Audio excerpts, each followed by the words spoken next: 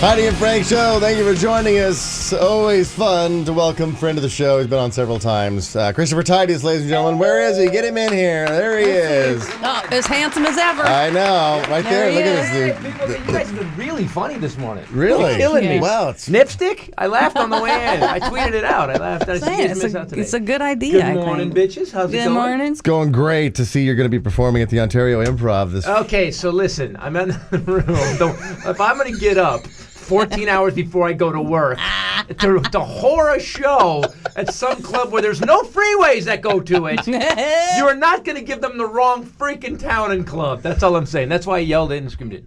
Okay, I'm getting in the Oh, no, you got to talk into the shaft, not the You tip. gotta talk into this. Talk to the shaft, not the tip. I didn't know how that works. Well, I did get an email from Marissa. Do you know Marissa? Marissa, probably. She's an account executive someplace, and she says, hi, Sammy. Sammy over there, who books all the guests, says, hi, Sammy. I finally received word from Christopher Titus that Christopher Titus can do June 26th, which is today. He'll be performing his Ontario improv shows June 27th, Oh, June 28th, my God. June So- 29th. It's not There. us. It's right there. Marissa's It's getting her ass handed to her today on the way home. Marissa, oh, no. You know, I will say that I love that. That's like with this big radio show that you guys run. That's the thing. Oh, I am not wrong, Mr. Titus. I'm going to read you an factual. email on the air, my friend. Nothing but the truth here. Yeah, that's right. We do not let anything slide on this radio show. So let's be clear. You will It's not mock me from the door of this tiny studio. It's Brea. The Brea Improv, yes, and I will be firing my people.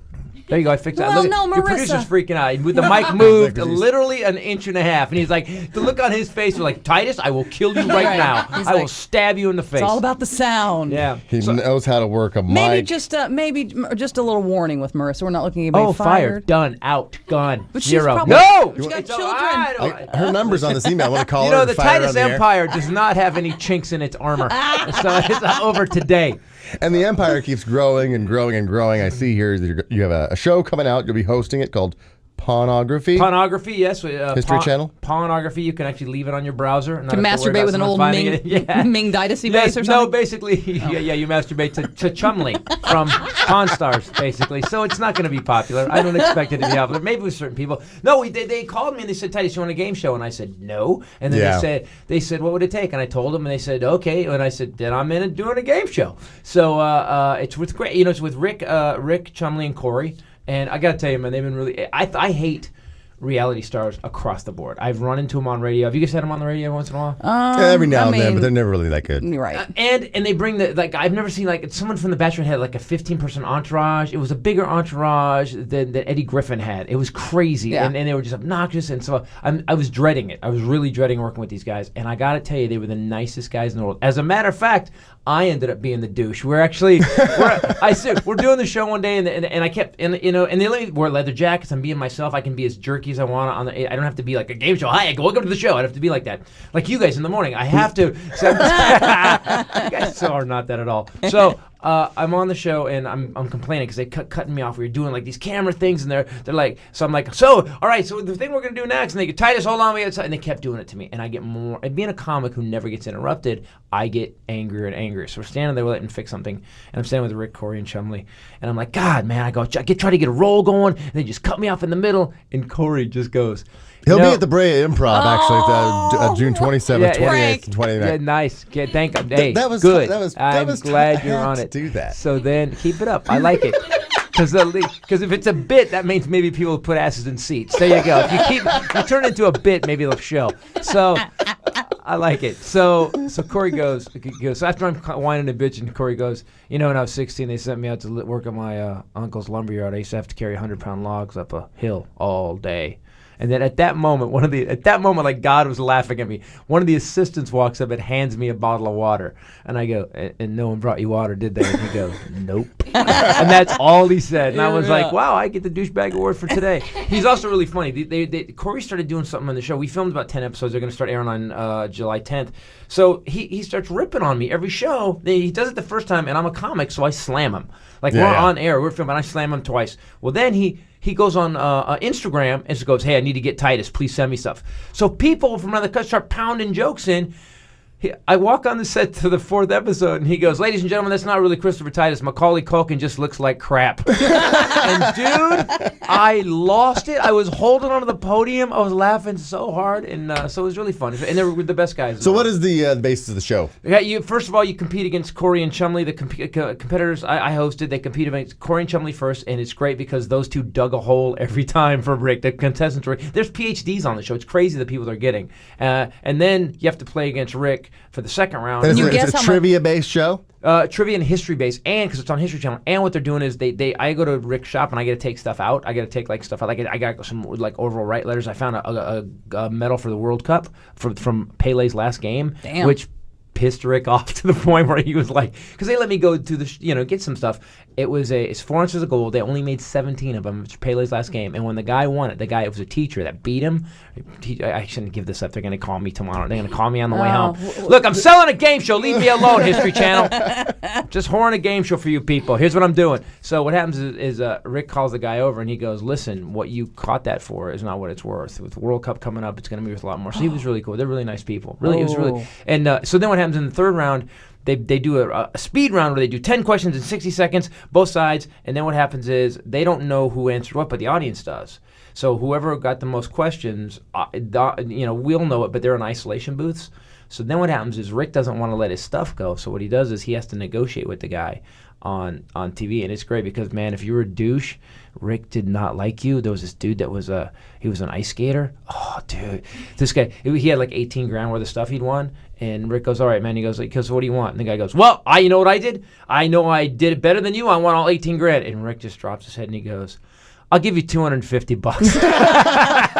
It was great, man.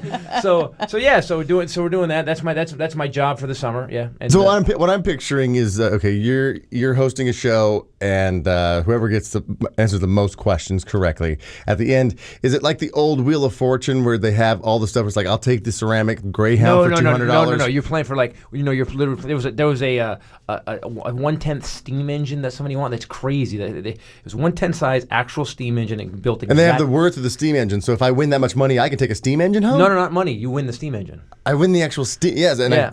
And here's Chumley. At one point, Chumley looks at Rick and he goes, "Where do you put in the steam?"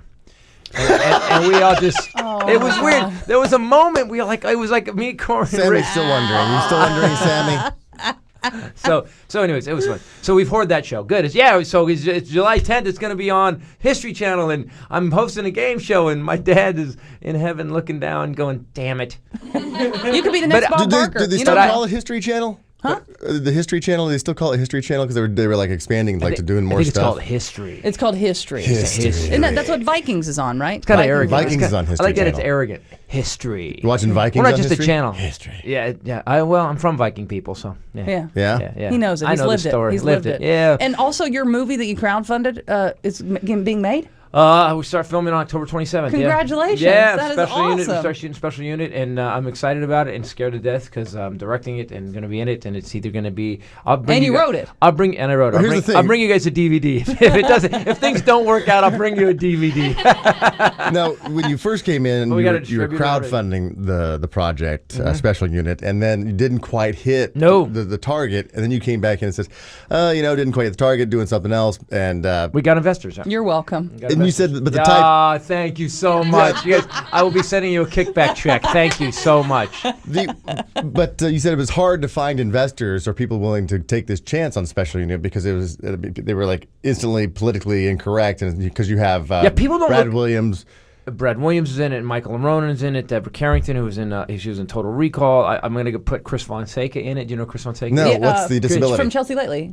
He's in wheelchair, but he really talks like this, and he's gonna. Okay. There's a funny scene where he's a 911 operator. Where I'm in. No. Yes, that'd be in the script, co-written, co-writer now. So there's a scene where I'm interviewing all these as the handicapped people to be on the force because I have to interview a bunch of them, and what we did is in that scene I want to get everybody who. Because there's so many handicapped actors and they don't get jobs. So Right. I'm putting in this interview scene where we're interviewing all of them, and Chris in this wheelchair dressed like a burglar, like a cat, like a Navy SEAL, but he's in a wheelchair and he can't move it, And he goes, I got a shotgun hooked to my chair, and when I flick my chin like this, I can shoot it, and then he flicks it, and the wheelchair slams into the desk, and everything falls out. So it's just, come on, it's like if Jerry Lewis was in a wheelchair, that's how funny this is gonna be.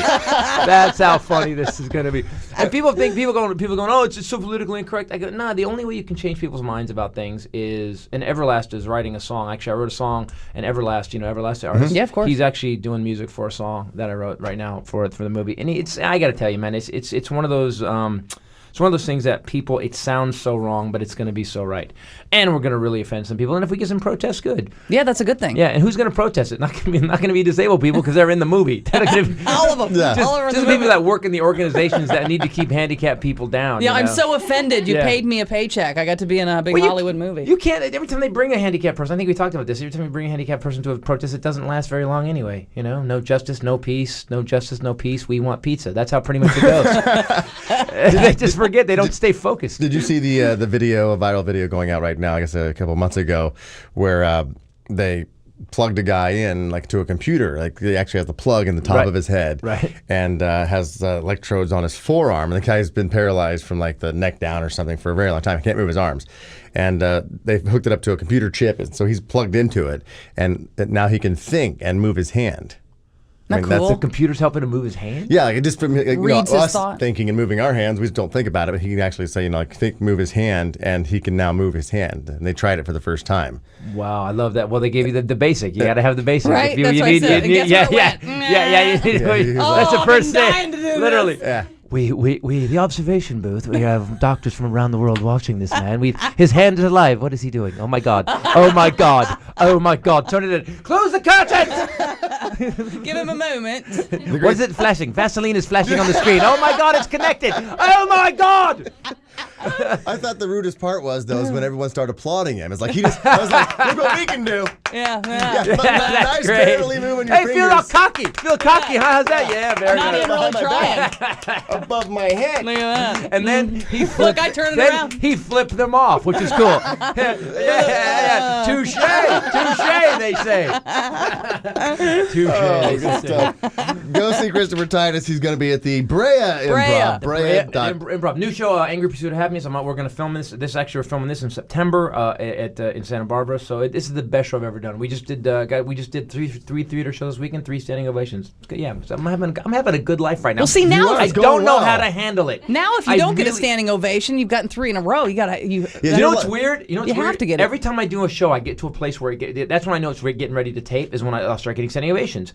And it's weird if I get 5 in a row and then I get a weird crowd. Right. I'm like, oh. By the way, you see, it's never me. It's the weird crowd. Yeah. I heard myself. Wow, you're an arrogant bastard. So you should like snakes and sparklers. Did somebody bring him some water? I get mad. I'm like, those people suck. They went nuts, but I'm like, crowdy crowd tonight. Didn't stand up. It's a bunch of quadriplegics. I'm an idiot. Because your life, has sucked for a very long time, and you know what? Everyone else tries to be cool about it. I always love that you cut right to it. It's been crap on toast, hasn't it, Titus? Yes, it has. So it's shocking that right now it's things are going great. Yeah, you're waiting for the other shoe to drop. I remember my dad. Don't sabotage yourself. My dad, when I was 9, used to leave me at home by myself when he went dancing on Friday and Saturday until 2 in the morning. And it was like, the doors are locked. If you go outside, I hope something kills you. So just so you parents know, fear is a free babysitter. A little 9-year-old baby Titus was left alone. Yes. Can you imagine just leaving your kids, just going, "Hey, you kids, lock the doors. I'm going."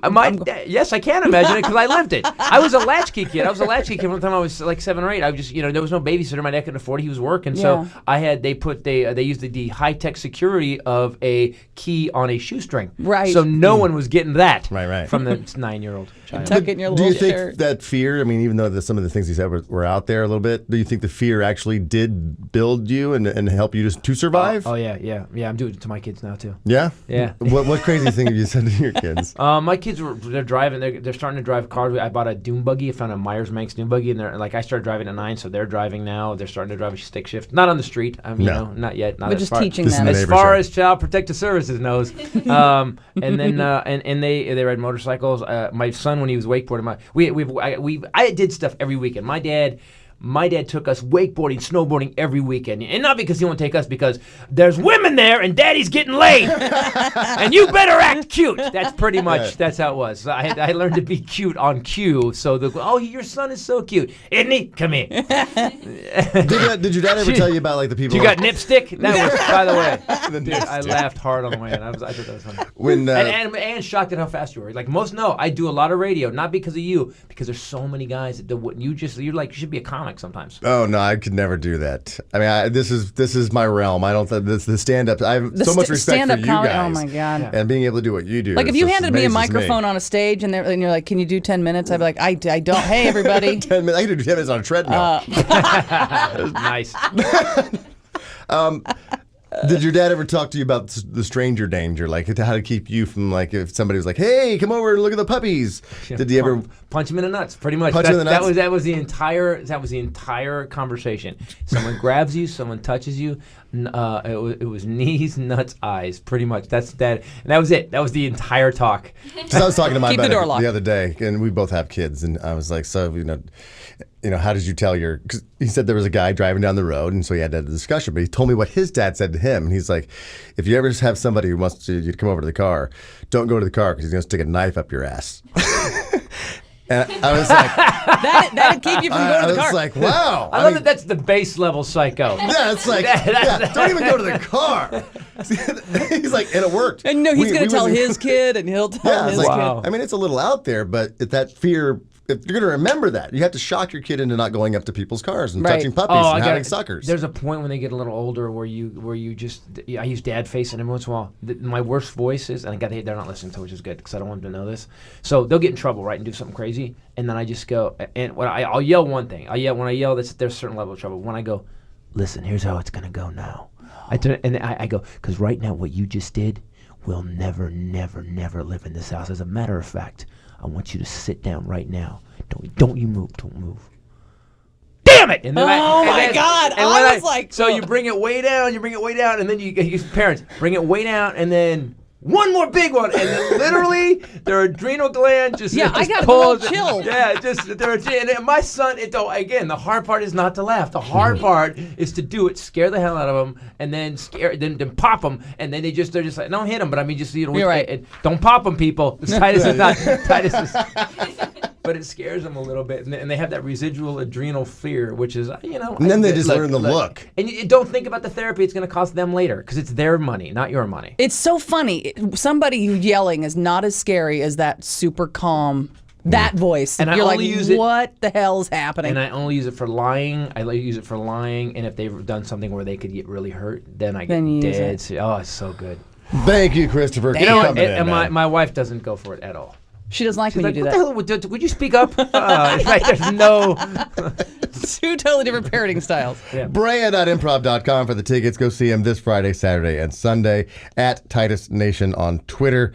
Check out Pornography on History Channel. What's the date that starts? July 10th. It's July 10th. And we filmed it in Ontario. That must be the connection. That's what Marissa said. Marissa, yeah. So the show's on Brea. Angry Pursuit of Happiness this weekend at the Brea Improv. Even I just forgot it. Wow, I just forgot it. Shut up. You're screwing with me.